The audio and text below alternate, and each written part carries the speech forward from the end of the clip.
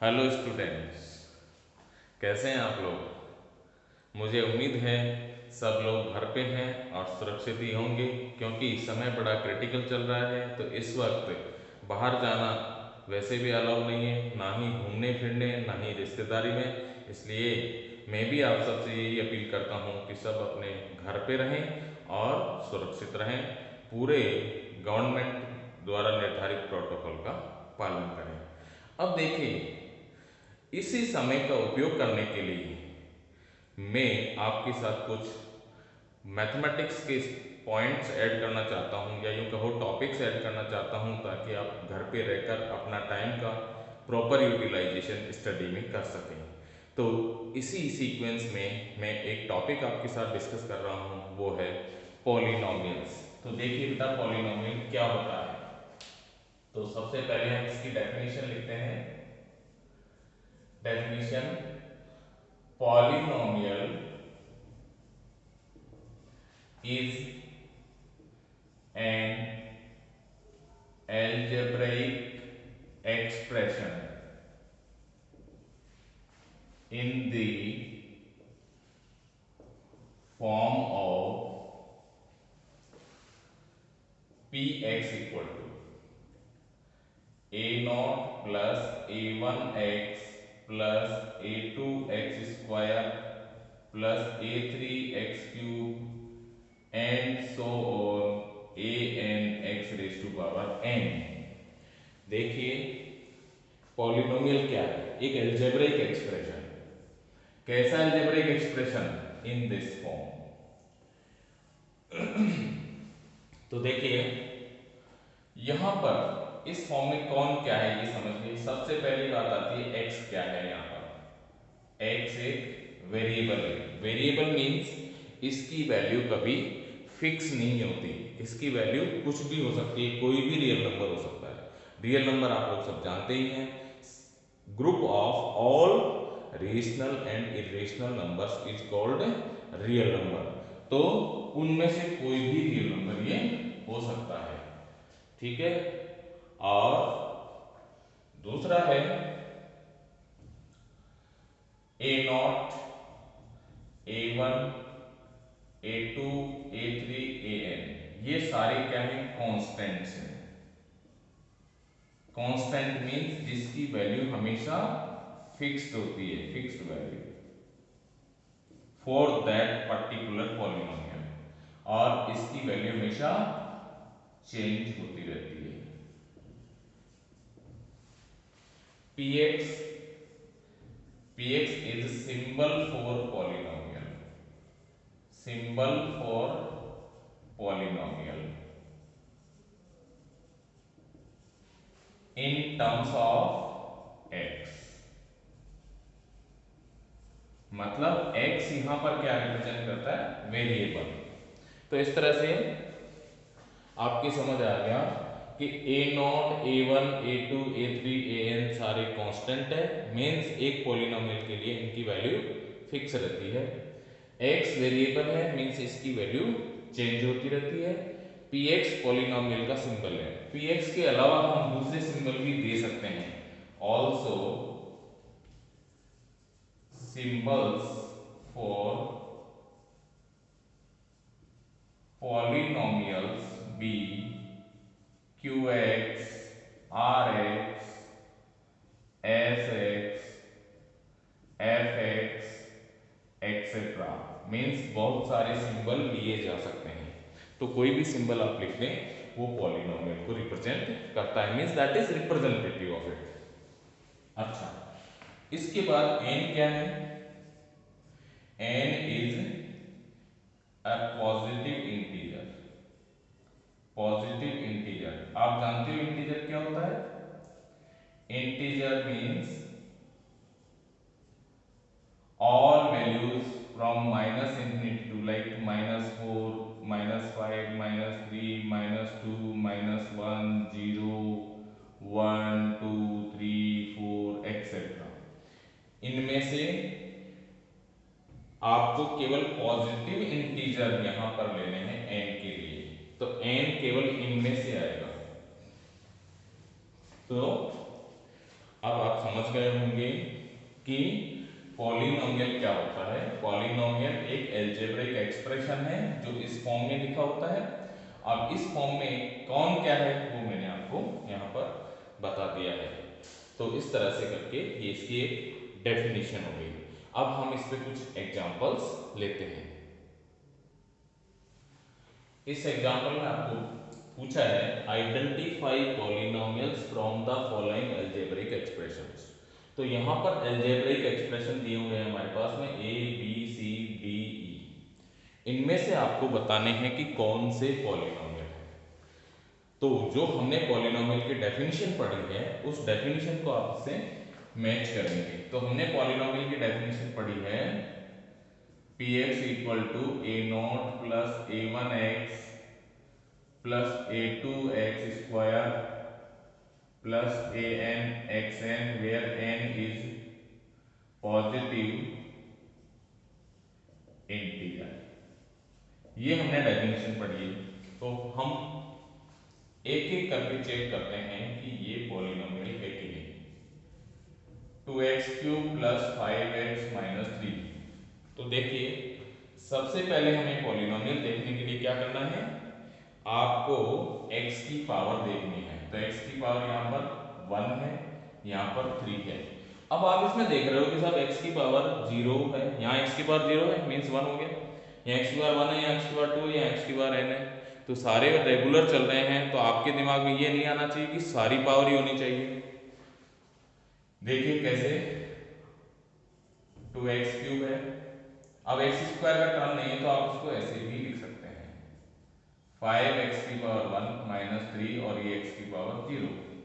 तो इसकी लिखने की जरूरत नहीं है। तो आप ये देखिए, ध्यान से देखोगे तो x की पावर 1 2 3 है, इसी की तरह है, मीन्स ये पॉलिनोमियल है। Yes it is polynomial. अच्छा, अब आप इसमें ए नॉट आइडेंटिफाई करें तो यहां पर ए नॉट आ रहा है आपके पास कौन, इसको बोलते हैं कांस्टेंट टर्म, जिसके साथ वेरिएबल नहीं है, तो ओनली कांस्टेंट टर्म है ये। तो ये है -3। अगर आप a1 की बात करें तो a1 यहाँ है x1 का कॉफिशिएंट, इसको कॉफिशिएंट भी बोलते हैं, कॉफिशिएंट ऑफ x। तो यहाँ x का कॉफिशिएंट है 5। तो आप इस तरह से आप कंपेयर करके ये मालूम कर सकते हैं। a2 कितना हो गया यहाँ पर 0 और a3 कितना हो गया यहाँ पर 2। तो देखिए हमने डेफिनेशन में पढ़ा था कि x की पावर पॉजिटिव इंटीजर होनी चाहिए, 1 2 3 n वो सब है 1 2 3, ठीक है। और ये सब कांस्टेंट है, -3 5 0 2 ये सब कांस्टेंट है। तो मींस ये इस गिवन स्टैंडर्ड पॉलिनोमियल की डेफिनेशन को फुलफिल करता है, मींस ये पॉलिनोमियल है। और इसी तरह से अब सेकंड लेते हैं बी। बी में क्या लिखा है, ये y के टर्म्स में है तो यहाँ y वेरिएबल है, so it is y² plus 3 root y। Root y का मतलब हो गया 3 इंटू y की पावर हाफ। अब हमने जो डेफिनेशन पढ़ी थी उसके अकॉर्डिंग वेरिएबल की पावर पॉजिटिव इंटीजर होनी चाहिए 1 2 3 एंड सो ऑन, लेकिन यहाँ तो हाफ है and half is not an, this half is not an integer, और वो भी पॉजिटिव, तो ये इंटीजर नहीं है, therefore it is not a polynomial, not a polynomial, ये पॉलिनोमियल नहीं है, ये पॉलिनोमियल है। अच्छा, अब सी पे बात करते हैं, ये t के टर्म्स में है तो यहाँ पर t वेरिएबल है, so it is 3t⁴ t⁻19। अब देखिए आप वेरिएबल की पावर कितनी है, पॉजिटिव इंटीजर है, therefore yes it is polynomial.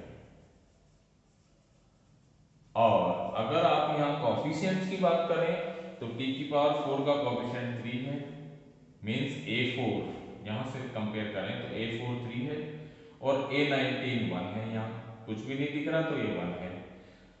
तो इस तरह से करके ये पॉलिनोमियल हो गया। उसके बाद है डी। डी पॉलिनोमियल है क्या, तो फिर हम इससे मैच करेंगे।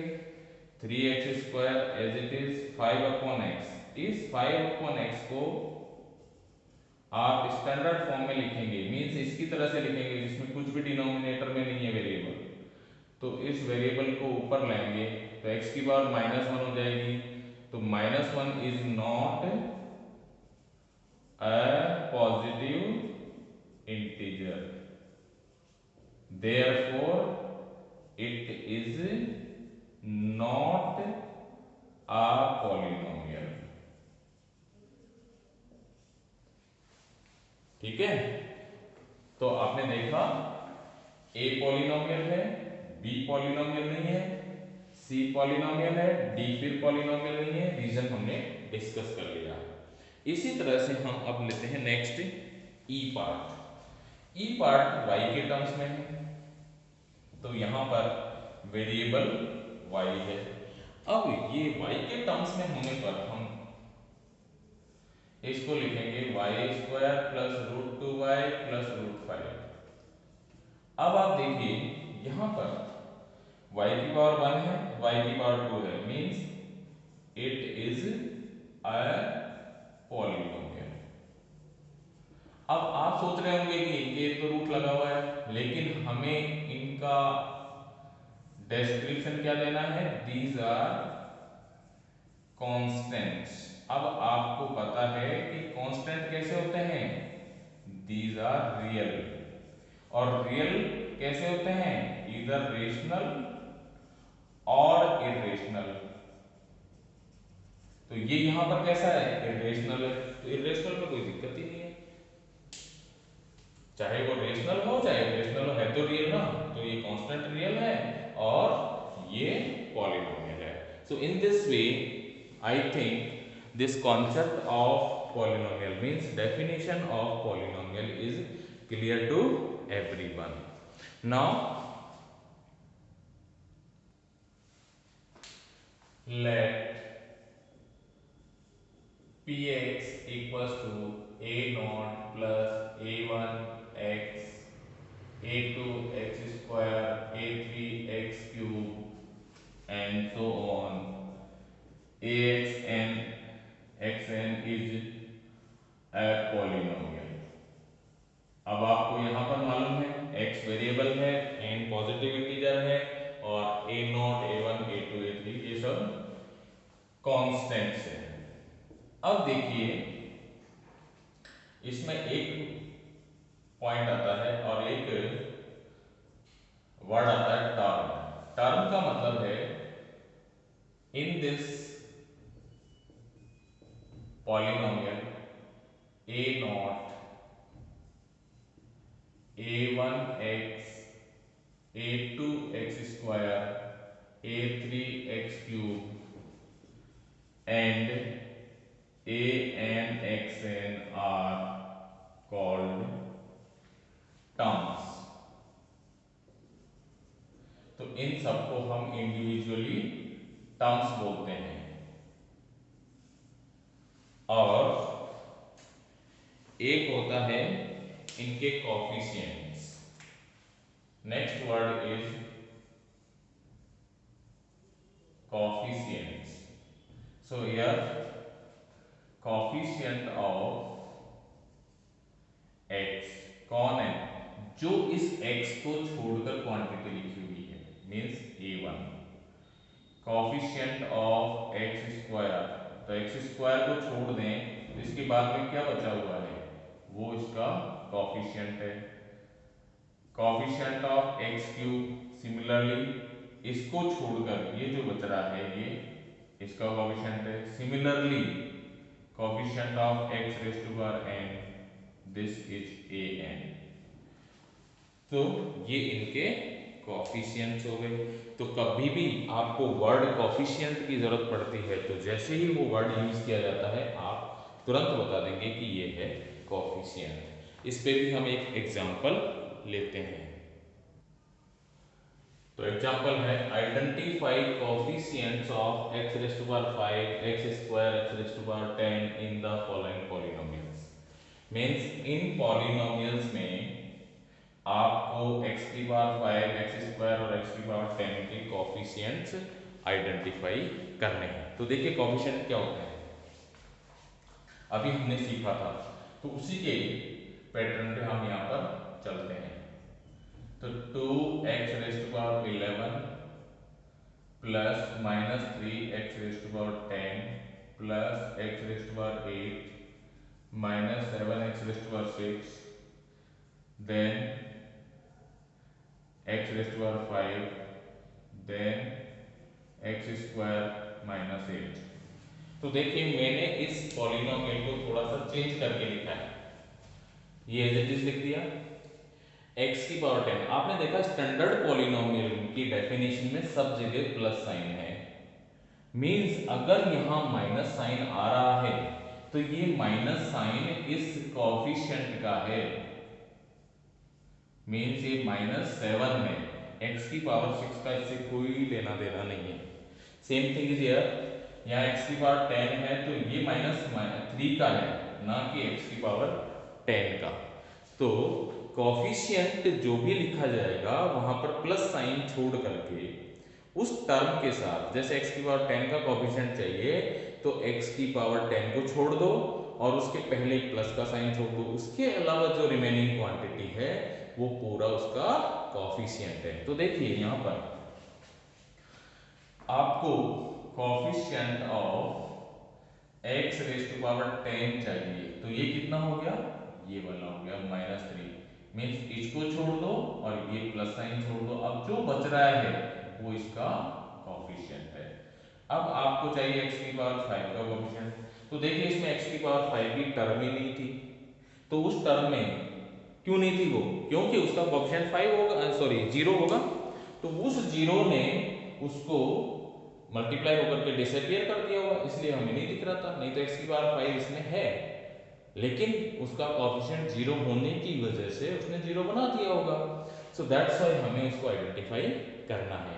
मींस आप उसके साथ में 0 पुट करके लिख देंगे, तो 0 इंटू दिस 0 होता है, तो हमने इसमें चेंज भी नहीं किया और हमें कोफिशिएंट कितना मिल गया, 0। और इसके बाद आता है x की पावर 2, तो आप देखिए इसमें x की पावर 2 के बाद कुछ भी नहीं लिखा हुआ, तो आप कहेंगे कोफिशिएंट यहाँ तो है ही नहीं। अगर है ही नहीं वाली बात होती तो 0 था ही नहीं, 0 से मल्टीप्लाई हो गया इसलिए इसने गायब कर दिया, तो फिर या तो वो 0 होना चाहिए था, तो 0 तो नहीं है, 0 होता तो ये गायब हो जाता, तो इसका मतलब कुछ न कुछ इसके साथ है, तो वो कौन है, वो 1 है, वो विजिबल नहीं है, तो इसलिए हमने इसको यहाँ पर विजिबल कर दिया। 1 इंटू एक्स स्क्वायर लिखें चाहे एक्स स्क्वायर लिखें एक ही बात होती, आपको मालूम है, तो एक्स स्क्वायर का कोफिशिएंट क्या हुआ यहाँ पर 1। तो इस तरह से करके आपको कोफिशिएंट इसका मिल गया और मेरे ख्याल से ये चीज समझ में आ गई। अब इसी चीज को हम सेकंड एग्जांपल में लेते हैं। सेकंड एग्जांपल है इसका qx equal to 4 into x raise to power 9 minus 8 into x raise to power 5, तो मैं इस माइनस को फिर वापस ब्रैकेट में लिख देता हूँ 8 के साथ, ये 7 एक्स की power 6 minus again x square के साथ में आ रहा है तो minus half x square minus 9, और इसमें एक्स की पावर 10 की टर्म नहीं है तो हम इसको लिख सकते हैं 0 into x raise to power 10। तो यहाँ पर कोफिशिएंट आइडेंटिफाई करें, कोफिशिएंट ऑफ सबसे पहले एक्स की पावर 10, तो एक्स की पावर 10 का कोफिशिएंट यहाँ क्या है 0। अब दूसरा आता है कोफिशिएंट ऑफ एक्स की पावर 5, तो x की पावर 5 का कोफिशिएंट कितना है यहाँ पर -8, और नेक्स्ट है x स्क्वायर, तो x स्क्वायर का कोफिशिएंट कितना है -1/2। तो इस तरह से करके आपको कोफिशिएंट्स मिल गए। तो ये एग्जांपल आपको क्लियर करता है कि कोफिशिएंट का क्या मीनिंग होता है और कैसे उसको फाइंड आउट करते हैं, ताकि जब भी ये वर्ड कोफिशिएंट आए तो आप उसको आइडेंटिफाई कर सकते हैं।